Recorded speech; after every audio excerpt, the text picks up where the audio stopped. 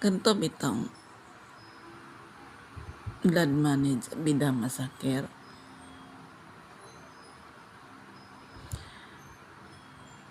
Sa kanaang huyop-huyop lang nga mga investigasyon ba. Huyop-huyop labang hangin-hangin ginagmay. Wala man siguro to makalimot ang general ato nga nag-recruit sa ila nga iyahang tun-an og ayang tun-ang pagkasundalo sa kasabutan sa Biblia ni Haring Solomon.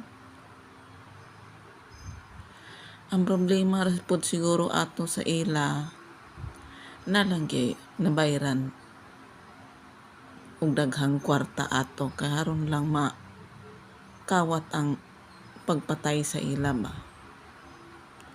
Dayon lumba dayon og reklamo dire, reklamo dito, reklamo din ha, unsa ba na din ha. Di magubot dayon ang mga investigasyon, di hantod dayon to magpinatyanay nga hantod karon mura gyapon nasunod, pinatyanay dire, pinatyanay dito, pinatyanay dira. Niya ang kanunay ginhatagan og kamatayon ang kanig yung sundalo sa hapon. Dili magikan unda nga hatag mga kamatayon ang sundalo sa hapon kay mao manggoy napundar kaniadto sa mga liberasyon.